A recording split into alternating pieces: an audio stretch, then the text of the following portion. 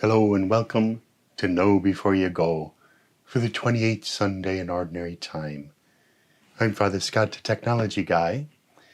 Let me get right into the readings. The first one is from the prophet Isaiah. He says, "On this mountain," meaning Mount Zion in Jerusalem, "the Lord of hosts will provide for all peoples a feast of rich food and choice wines." And then he goes on to say, "He will destroy death forever." 'Tis a wee bit surprising because many people think that the Lord of hosts was the God of the Jews, not for all peoples. No, he's for all peoples. He's going to put on this banquet for all peoples and destroy death for all. That's what this banquet is about.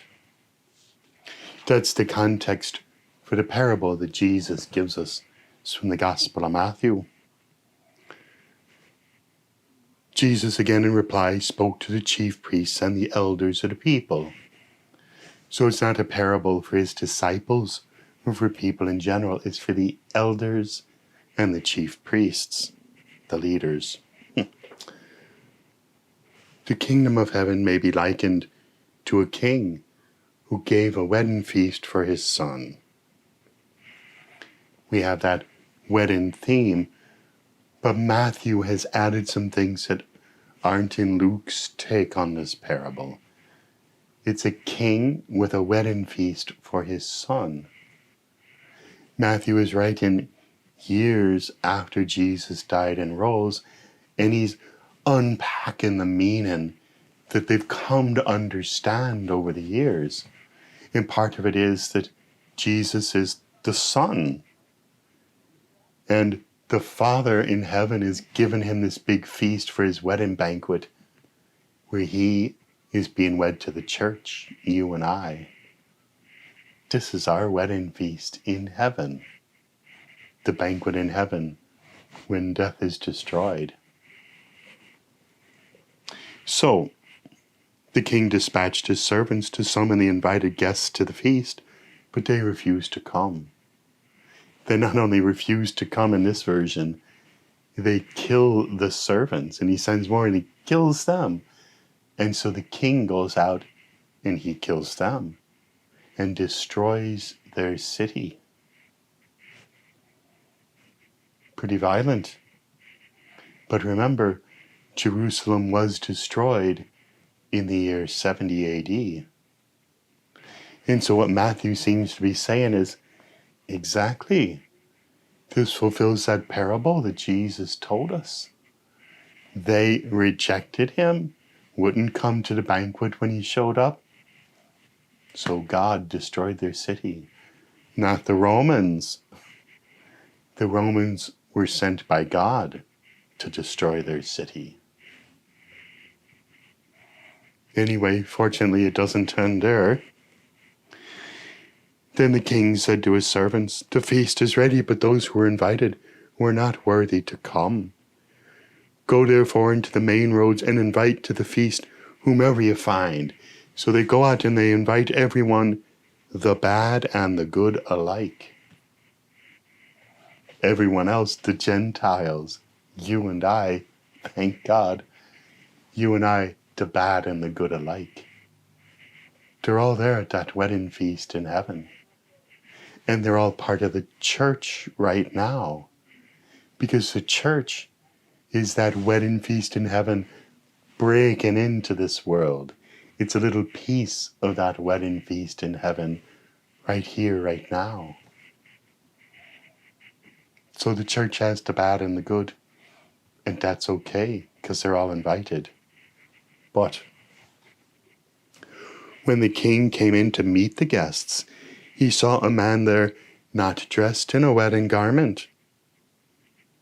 The king said to him, "My friend, how is it that you come in here without a wedding garment?" But he was reduced to silence.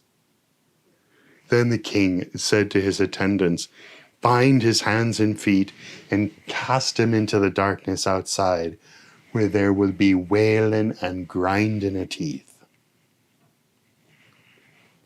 Pretty harsh. You might think, how could a guy just walking down the street even have a wedding garment to put on? But of course, that's true for everyone at the wedding. In the ancient world, people wouldn't have had a wedding garment to wear. They didn't have wardrobes. They had the clothes that they wore every day.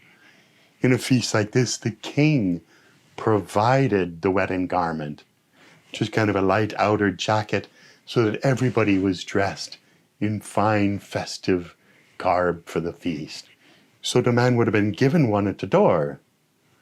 Where is it? Why isn't he wearing it now? He must have taken it off and thrown it away, saying, I'm just here for the food. I don't care about no wedding. And I want everybody to know that. So he's cast out. And Jesus leaves us with this lesson. Many are invited, but few are chosen. So who gets to heaven? Before I answer that, let's go to the second reading. Paul's letter to the Philippians. Paul is in prison, we don't know where, but the Philippians gave a donation to support him when he was in prison. In the ancient world, you had to pay, for your food and all. So he's writing to thank them for that. He writes, brothers and sisters, I know how to live in humble circumstances, and I know also how to live with abundance. In every circumstance and in all things, I have learned the secret of being well fed and of going hungry, of living in abundance and of being in need. I can do all things in him who strengthens me. Paul is saying, more, less, doesn't really matter. I found something better with my life in Christ. And it's so much better that it says, who cares more or less? Doesn't really matter. I can adjust because I have that joy within me of this life in Christ that is the better. That's living heaven on earth. That's that little slice come down and Paul is living in it. And we could be living in that slice of heaven that opens up to the real thing. So who gets to heaven? Everybody who wants to. Everyone's invited. Some people don't even bother to go. Some people oppose it. And some people go and say, nah, I'm just here for the free food. I don't really care about it all. Those don't. But if you're in the feast and want to be at the feast, if you come to heaven to join in the party, then it's for you. And God will welcome you in, the good and the bad alike.